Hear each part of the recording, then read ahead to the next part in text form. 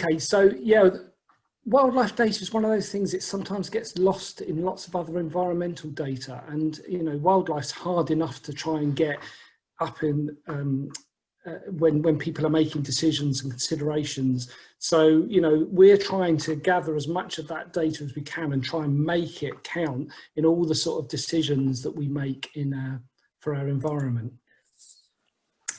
So we're one of about 60 local record centres across the United Kingdom. There's complete coverage in Wales, and there's complete coverage in Northern Ireland with one single record centre. But apart from that, it's quite patchy. You know, in Scotland, they've got an incomplete network, and in England, it's, you know, there's some big gaps as well. So, you know, we're really fortunate that in Wales, we've got this complete network. I mentioned at the beginning that we're a not-for-profit organisation, so we don't pay any, although we're a company limited by guarantee, we don't pay any dividends, or you know, our directors are all voluntary, so we operate pretty much like a charity in some respects. But we do have a commercial arm, so we bring information. We effectively bring some money in for selling some of our information services. I should say as well that we're mainly focused on habitats and wildlife. Okay, so although we've got environmental in our title, we're mainly thinking about species and habitats. And because of that, we're also really focused on just terrestrial. So there's certain other places where marine data goes, but we're mainly focused on just the stuff that's on the land. I mentioned we're based in Bangor, so we're on the Park Menai Business Park. We've actually been there right from the start, so that's since 2005. We've been based there after a short period where we were just set up with the Wildlife Trust. We spent about 6 months just getting the organisation set up, and we've been based in the building Intech on Park Menai ever since. It's a nice place. It's got good wildlife and great places to walk the dog as well at lunchtime. But this is where we are today, as many of us. So all of our staff are all outposted back to their homes. Some people working in bedrooms, some people working, as you see there, with their monitors placed on some tins of peaches. I was quite appalled when I got this picture last week. I was surprised, but you know, that's how we're working. And fortunately, you know, as an organisation that's mainly based around sort of data and IT, we can all work from home quite well. And, you know, we've been doing that since the 24th of March. So we've been doing it throughout. We've not had a break. And we've basically been joining really just through things like Zoom and Skype meetings. This is the team. So we've got Aisling May, Catherine Moss and Jen Vidal working mainly on just procuring data. So getting access to data, putting it through the database, getting it ready for use. We've got Kathy Worcester, who works specifically on a project to mobilise data that comes from environmental consultants. We've got Richard Gallen, who does a lot of our outreach work, involved with our events and various things. He would normally be doing something like this, you know, he would be talking to groups as well. And also Tim May, who's really been quite essential in the way that we've designed Cofnod. We're very IT focused. He's a web developer, so he's developed all of our applications and runs our database as well daily. So, you know, all of these people make a really, really good team together. And although we can't see one another like in the face-to-face, as I say, we've managed to keep really good contact throughout this difficult period. So that's where we're based, up in the north. We cover the counties from Gwynedd right across to Wrexham, and you know, we've got a very big area, more natural space than anywhere else in Wales. We've got a huge coastline, we've got high mountains, we've got right down to some of the most urban areas as well. So we've got a real mix and variety of information that's coming into us. I'll point you to this website, Local Environmental Records Centres Wales. It's a sort of like a stop-off place for the 4 record centres. And we work really, really well together. We're more advanced, I'd say, than any other network across the UK. And even down to the degree that we have some shared infrastructure. So we've got a database that we sync our data into, and that allows us to have people to have access to the data. We can provide sort of simple distribution maps of species and little sort of find what species are in your area, but we also use it much more now to supply some of this data to some of our bigger customers like Natural Resources Wales and Welsh Water. They all get access to their data through Adar. So if you want to find this website, you just put Adar in Google, straight away it'll be the first one that will come up. Our website, it's looking a bit dated maybe, but it's still really functional. It's a great place to just find out a little bit more about us. So if you want to, just put Cofnod in the search engine, it'll be the first one that will come up. It's quite sophisticated. It's got a members area. It's got lots of information that you can actually store yourself as well, and also lots of information about what's happening in the local area. So we've probably got one of the best sort of combined calendar sort of system. So we get lots of people supplying us with information about events that are going on in the area. Now, unfortunately, if you'd have looked at this a few weeks ago or months ago, most of this was cancelled, but you to pick up lots more online type events. This one looks interesting, making wildlife data count. I thought about going to this, but we're also trying to keep things going throughout this difficult period with making sure that we do our regular newsletters. This one went out just after we locked down in March, so we're due to publish another one soon. So we're always looking for interesting articles about wildlife to put on there. And then monthly we send out a bulletin as well, which is so the October one focused in on things that you might want to look out for in that particular month. So one of the species was dotterel, which is often seen on the Great Orme and up on the Snowdonia range. And we're also trying to encourage people to look out for garden spiders as well during that period. So if you want to sign up to this, you can go to our website. There's a sign up to our newsletter in the bottom right hand corner, and then you'll just get that monthly about the sort of thing area. During this time as well, we started up a quiz, just a simple, multiple choice quiz. So we send that out. That gets posted through the on the record bulletin. So you've got a direct link to that. Just a bit of fun, really. I think we also want to make sure that we're doing things that are not just passive, that we're trying to engage people, and some of these are quite tough questions actually. So people have said we're making them too hard for everyone, but we'll keep doing that monthly.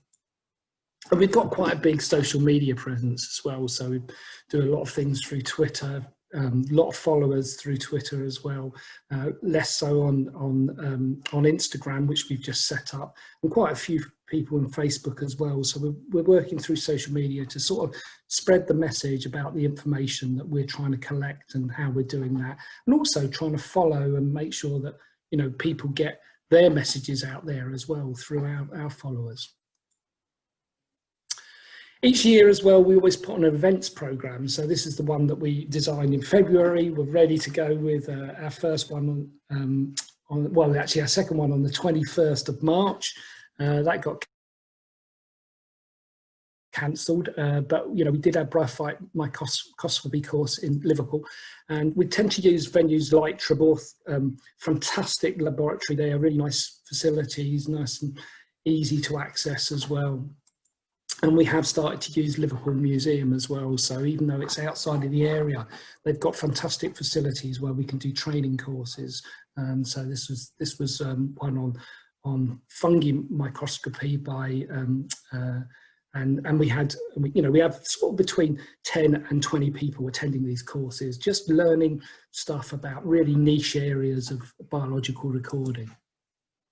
And then our office, we've also got an office which we run courses in those as well. So, but as I say, things all sort of got a bit cancelled quite early on well, from the 21st was going to be the next course, and we decided to cancel that. And basically we've cancelled everything for this year, as many other organisations have.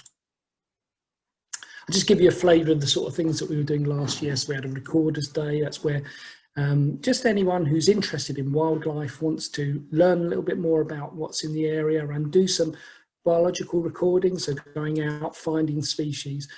We arrange people to access to these bits of land. People can join us. There's a few experts that share their knowledge around, go to a really nice place, hopefully on a nice day, and collect some data.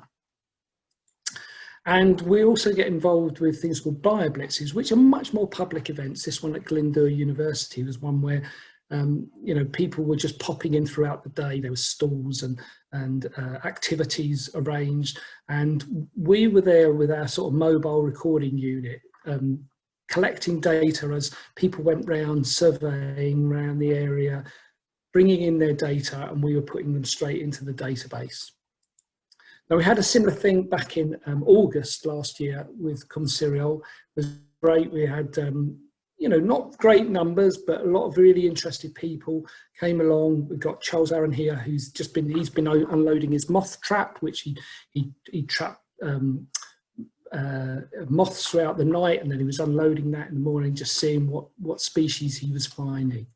So really good, nice public events. Tells us a little bit more about what sort of wildlife is in a particular area as well. So that's always nice. Another thing that we set up last year, and this was to try and encourage people to record in areas that haven't been, we've got very, very small numbers of records, so people haven't been recording there. So we were doing this for about 6 months, trying to tempt people to various places. We always do one in each county. So you'll see on Anglesey there's a dot. We're asking people to go to those specific locations and see what wildlife they find. But again, that was cancelled in March, and we're going to start that again in hopefully in the new year. And it's mainly because we were being told really at that time to just stay close, stay at home, stay within that 5 mile limit.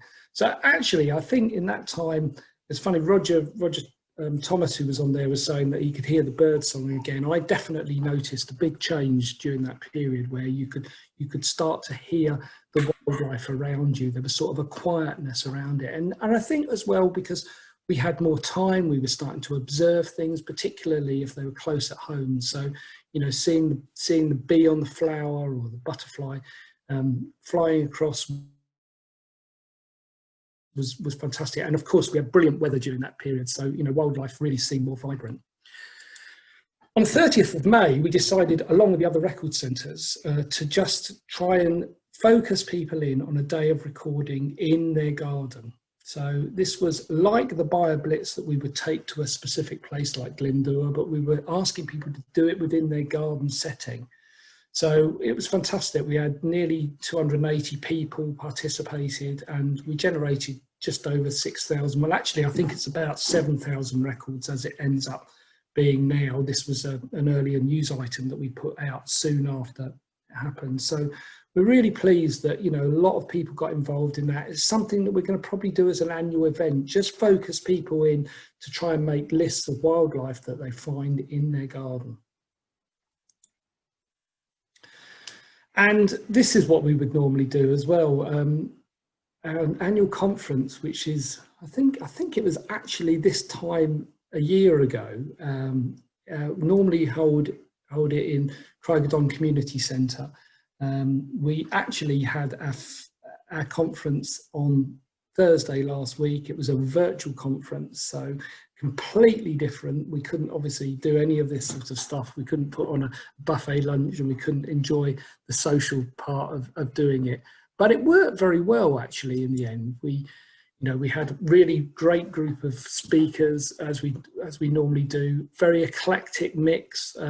We don't charge anything to go on these things. So if you are interested in wildlife, look out for it in the future. We'll either be doing more virtual conferences, or we'll try and get people together when we can, when it's safe to do so, hopefully this time next year. As I say, we were able to put on talks, and this was great. We had our first evening session, so we ran it throughout the whole of the day, and we asked people to just dip in and dip out. And I think this is great because Liam Olds is a fantastic speaker. He's talking about a subject that really didn't seem to have a lot of resonance with people, perhaps in North Wales, although if you live in North East Wales, there's a lot of colliery waste, and the various habitats that he was talking about there exist. But what was really nice was that we could get Liam up from South Wales virtually, and he could give a really good presentation. So, these are the sort of things that we want to encourage doing more of, where we can use the technology to bring people's interests for particular areas. Very soon into the lockdown period, we decided to do some online courses ourselves, and I work with Richard Gallen. You may have heard of him. He's a spider expert, and I just said to Richard, look, try and design a course based around the sort of spiders that you can find in your house and garden. Just cover 5 or 6 species, just go into depth about how you might find them, what sort of habits they have, and basically what you do in terms of sharing some of that information. And he designed a course, and I think we got over 70 people on the first course that we had. So if you remember, if we're doing face-to-face, we're limited by the size of the venue, we're limited by the numbers of people that somebody can actually talk to, in that sort of setting. So we would normally between 10 and 20, so we were hitting some, sort of 70 people straight away. A lot of people that we'd not engaged with as well, which was really fabulous. So people that have, that we've been involved with for a long time, but lots of new people coming to these online courses. So we stepped through a whole series of them, and we've got, you can see that we covered quite a lot of areas, everything from, the pond life in your garden to the most recent one, which was an art of wildlife photography. So a really nice talk from a chap called Ben Porter about how to take a good wildlife photograph, the sort of settings you use, the lighting, etc. And we're really pleased that we managed to get involved with Celtic Rainforests Wales as well, and they helped to sponsor some of these courses as well through this period. So all in all, we've done, I think it's getting on for now about 8 courses, something like that.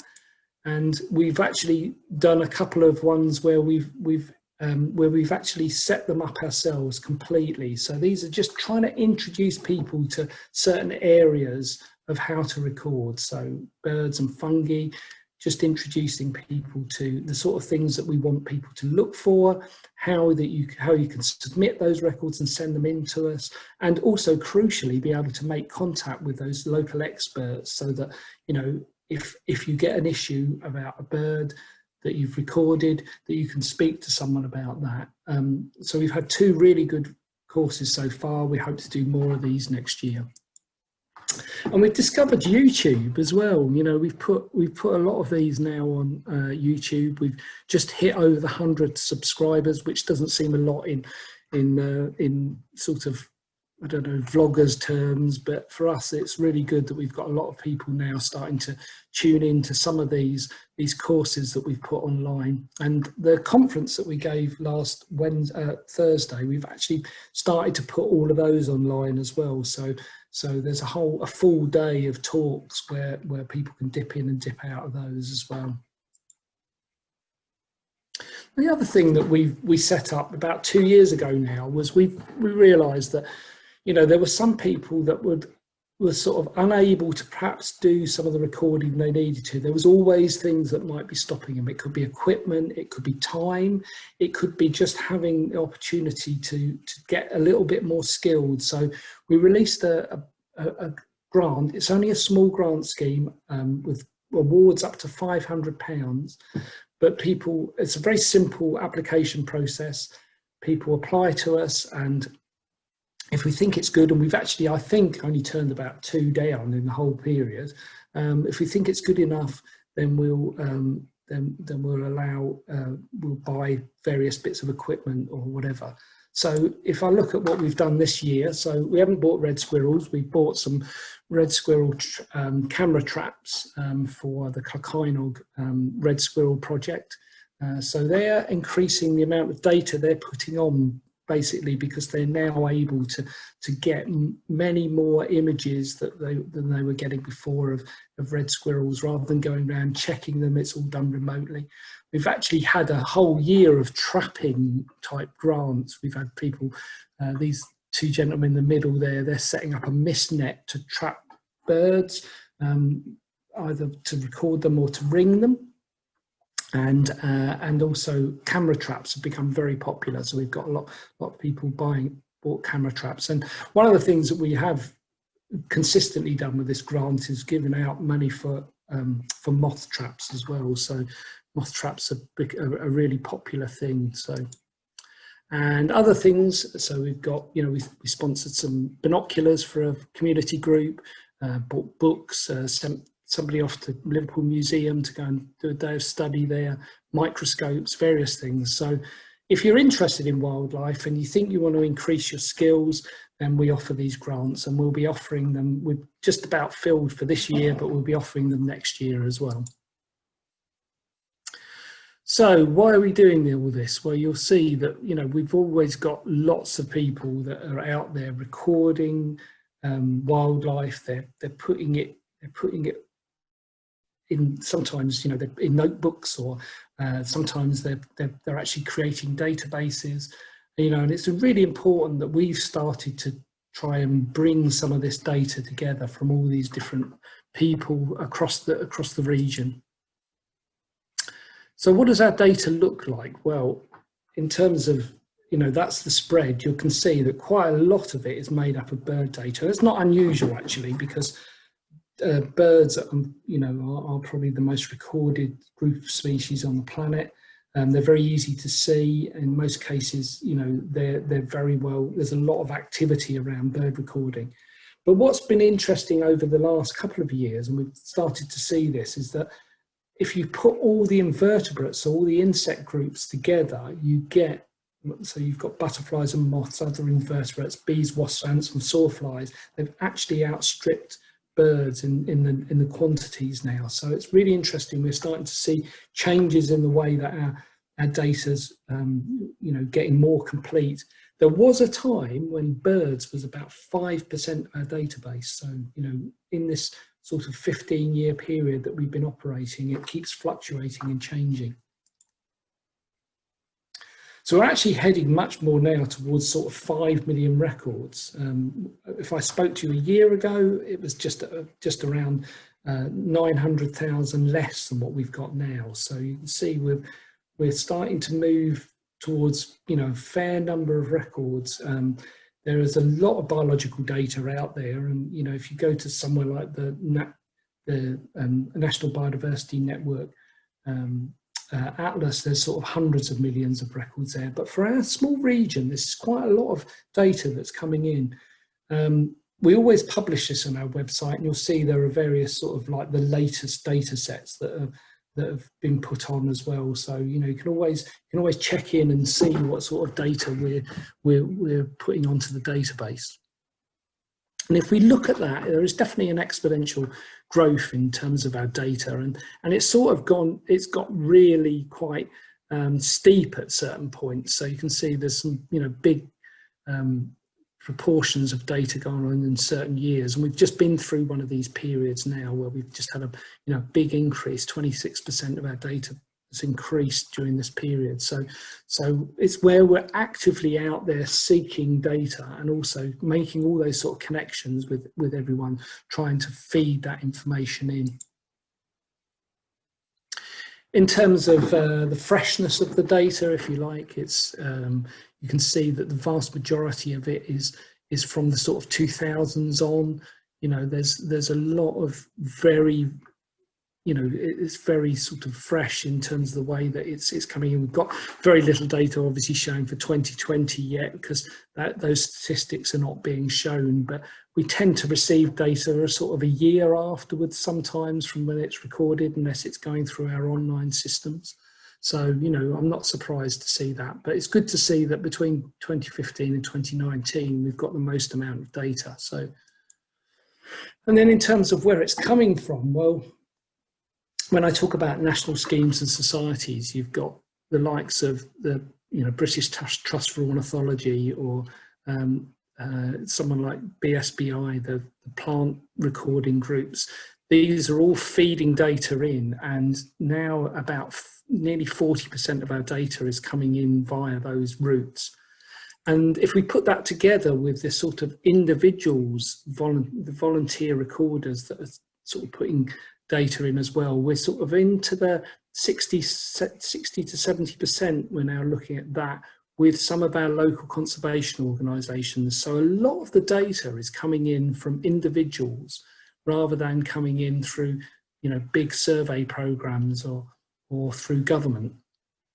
There's some really small amounts of data, unfortunately, coming from certain places like consultants and academia. It's a real shame we can't seem to get them to pass us the data quite so regularly. We have to really seek, or sometimes just take paper information and convert it into database records.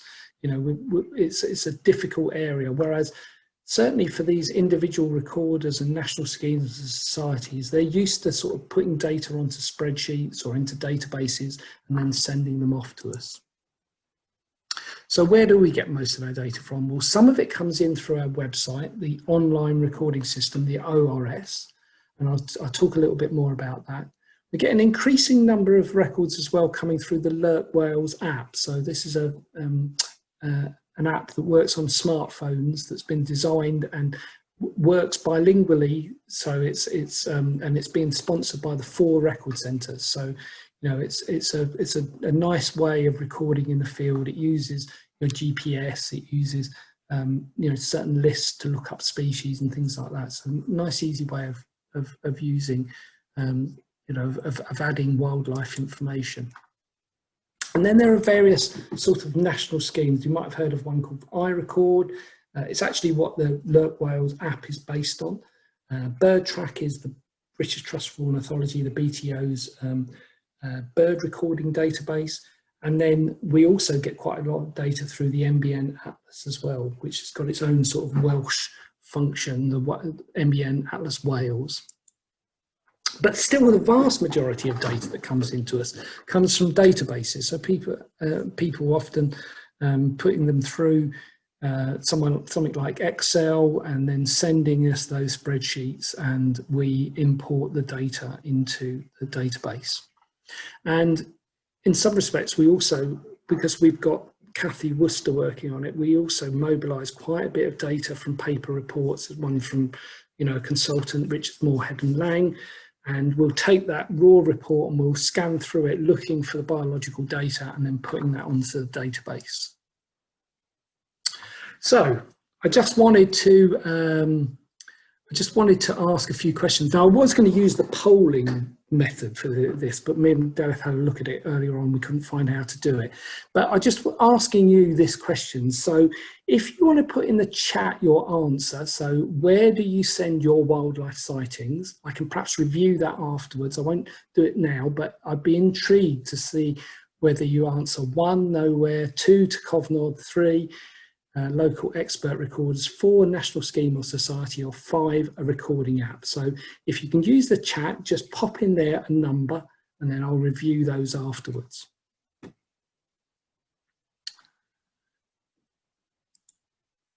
Okay, just talk a little bit more about the Lurk Wales app. Well, I mean, one of the great things about it is it works in the field, so it's working off your GPS. It means that when you're in the field, it's giving you quite an accurate location of where you've seen something. You can use the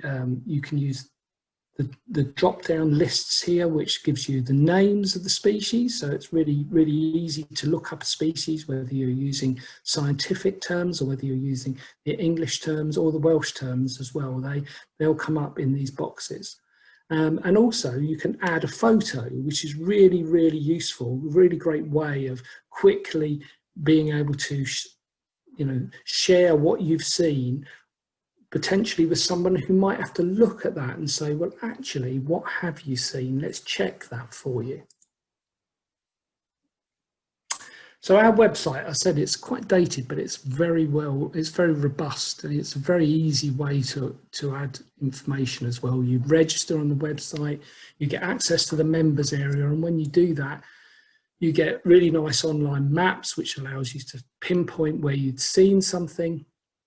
You've got some drop-down lists here of different species groups, so you can choose a specific species that you've seen, and you can add things like photos as well. So again, this is something, if you're more familiar with just using computers, you want something quite robust and easy to see the data that you've put in, then you can use our website to do that.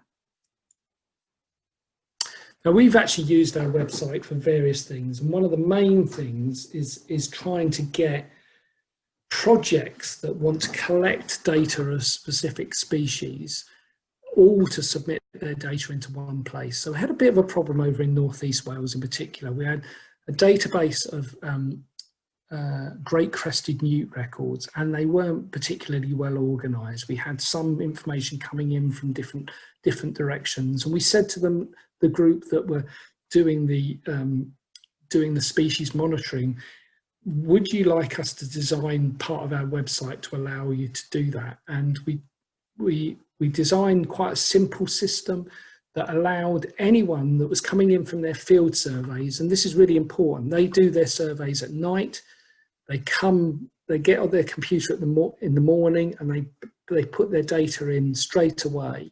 And we can see that happening, which is really great. And through that process, we've got over 30,000 records, lots of locations, lots of individual ponds, 1,400 locations plus, all going in there. And it's a great way of organising how that data was put into one place.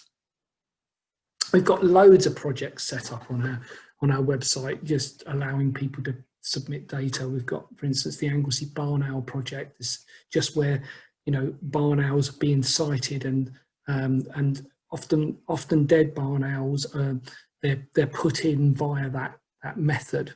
And we also work with groups as well, like Natural Resources Wales will allow them to put their data in and share it very easily amongst their colleagues. A couple of different types of sort of groups that we might work with, for instance, Magnificent Meadows.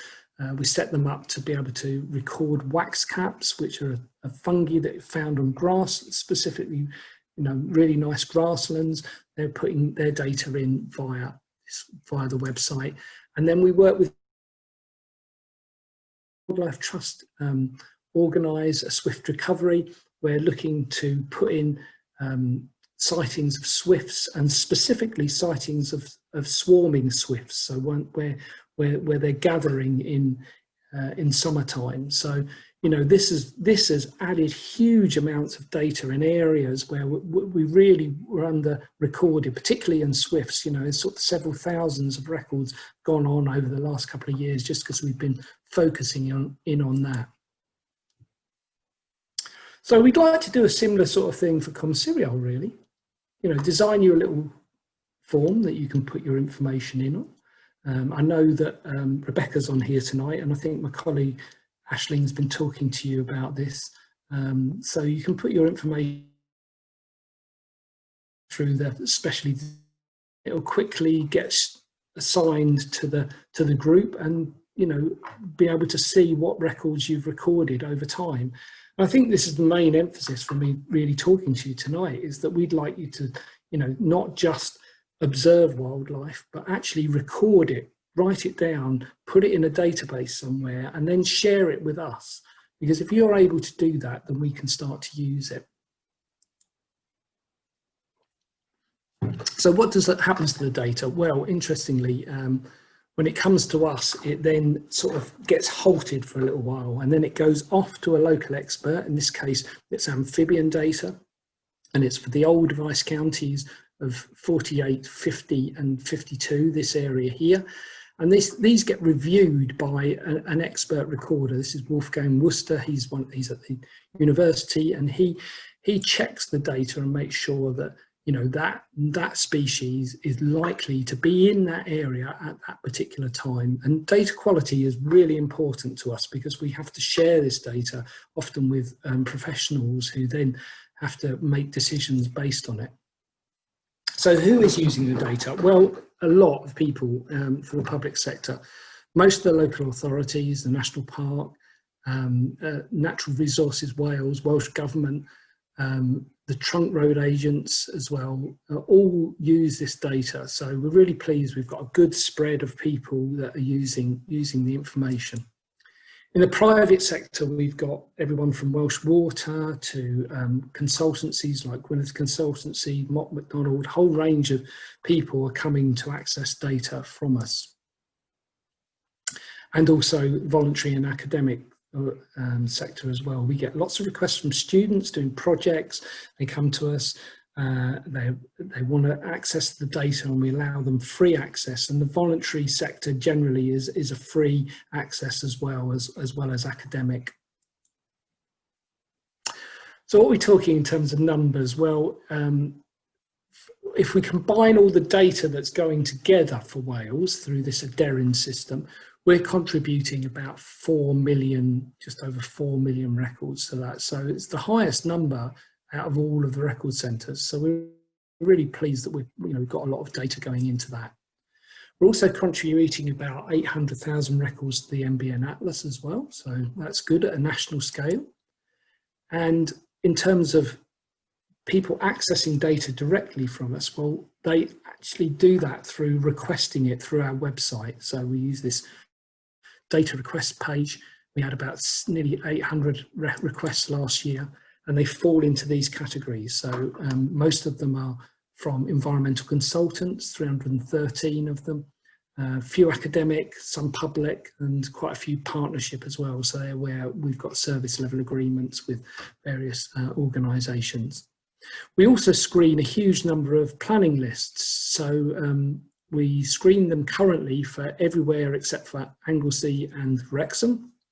We basically, because of that, we've ended up over this period screening over 60,000 planning applications. So, you know, you can see these big rushes of planning applications across the various counties. And we've dealt with over 3,000 requests for data for environmental consultants. So together, there's a lot of information going into this sort of planning system, ensuring that when people are making good decisions, they're based on the best available data. I should point you back to Adar.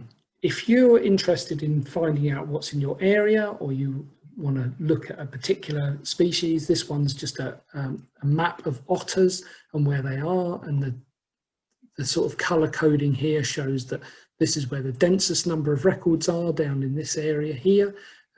Got quite a few up here on Anglesey as well.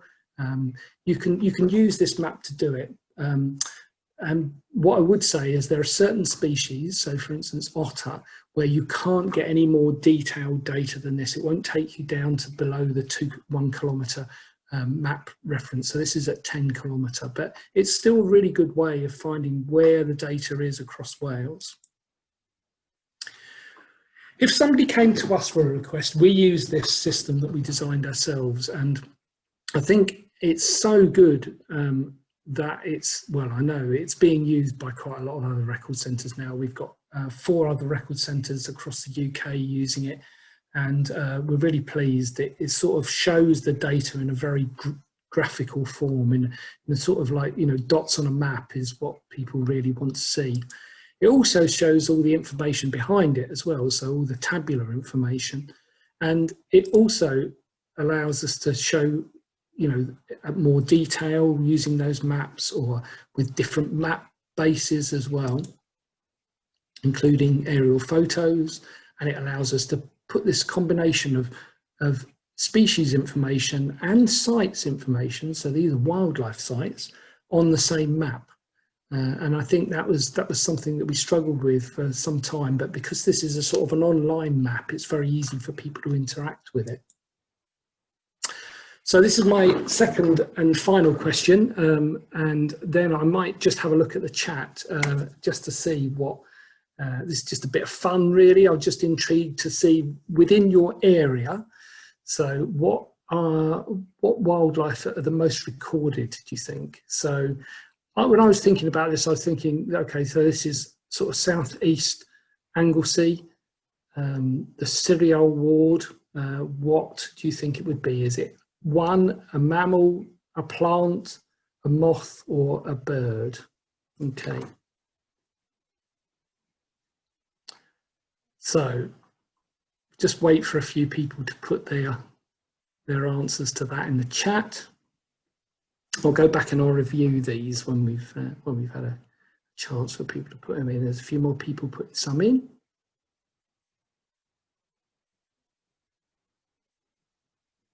Okay, so we've got a similar sort of number to the first lot, so about 10 people putting their answers in there. Well, as I said, I did a quick search for this area here. It's approximately the Cereal Ward. I realise I've missed out Llandegfan, so but it's quite a reasonably big area. Generated 90,000 species records, of which there was about 5,000 species found in this area in our database. So you know, reasonably big size. It's quite a mixed area. You've got everywhere from coniferous forest through to lots of coastline, cliffs. You've got, you know, sort of sandy beaches, if you like, or some gravelly sandy beaches here. Lots of nice bits of deciduous woodland up here as well through Barron Hill. So, you know, quite nice areas. Lots of decent hedgerows. I did notice though when I was looking at this that the habitat is something like around 60% of it is arable, improved grassland, but that's sort of quite normal, I think, for many parts of Wales. But anyway, okay, so what was the top one? Well, it was actually moths. Okay, that's the most recorded group of species in the area. 1,138 moth records dating between those dates. It's of this one particular moth. Now, it doesn't surprise me at all that moths is quite high, but you might have chosen something else. We'll have a look at those answers when I finish. But it doesn't surprise me, because the one thing that you can say about moth recording is, firstly, it's done by passionate people. So they are really fastidious about, you know, unloading their moth traps. And the fact that you don't have to actually do a lot other than set your moth trap up and then wait for the species to arrive makes it much more easy than perhaps having to go off somewhere and you know, sit out and wait or go to a specific place to record. On top of that, you get sometimes quite a lot of moths in one night. You might get, if you set your moth trap for 2 nights running, you'll get a lot of the same species turning up, and sometimes that data all gets compounded. So we end up with lots of moth records.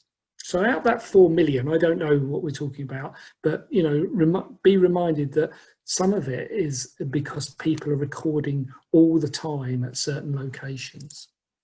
So the next one, that didn't surprise me, was birds, but you can see the numbers are really, really small compared to the moths. You know, that's the highest number, and surprisingly it was eider, which, you know, I thought blackbird always comes out on top for the most recorded. When they do things like the Great Garden Bird Watch, blackbird's always up there on top. It's a very conspicuous bird. It's one that, you know, is in our gardens a lot of the time, but it was even beaten by eider. So I'm thinking somebody must have been doing some eider recording, at least somewhere around there.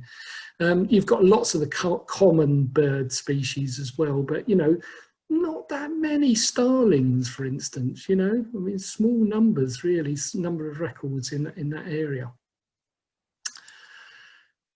And then mammals always tells this story. I say always tells this story. There tends to be a lot of recording around around bats. So you'll see that of these top sort of 10 things here, there's a lot of bat records compared to, say, the other mammal species. Hare comes out quite high. There was a project to actually record hare. And I think we ended up with a lot of data because of that. But also hare is one of those, again, conspicuous species that people take note of, and they sometimes pass that information on to us. Whereas things like wood mouse, I mean, you know, I bet if I went outside, I'd probably find a wood mouse if I looked hard enough. You know, it's got 2 records of those, you know, even things like grey seal. I mean, you've got, okay, it might be because I drew my boundary just on the edge. So, you know, if I'd have drawn it much more towards Puffin Island, I might have got a few more. But, you know, mole, you know, they're tiny numbers, and rabbit, you know, we don't get people submitting us rabbit records, you know, which is amazing. And if I look at plants, well, again, it doesn't really surprise me, some of these ones up here. So sycamore, you know, some people don't even think of them as a plant, but I mean, obviously trees are plants, so these come out as plants. So we've you know, sycamore, very common species of tree. I don't know, it doesn't always come out as one of the top things, you know, but then likewise, something that's really common like daisy, we've got 44 records in your area. So, you know, tiny amounts of very common species. Very few rarities in here, or no rarities from what I can see. So, you know, I do wonder whether, you know, it's to do with the fact that, you know, the nature of the area that you're in. So I'm just about to finish now. I've probably gone over time, but we've, you know, I said about 45 minutes. We'll have a look at some of those answers to questions. You can ask me questions. But before that, I just want you to think about 3 things. Engage with us if you can. Send us your data. Use the data if you wish as well. It's available, particularly through the likes of Adarin. And essentially try and make wildlife data sort of sit up there quite high amongst all that other information that we've got there. Because if we don't do that, then wildlife really gets overlooked, particularly when it comes to things like planning issues. So we're really pleased that we can start to do that. That's it for me. So I'm going to stop sharing my screen and I'll hand back to Delith.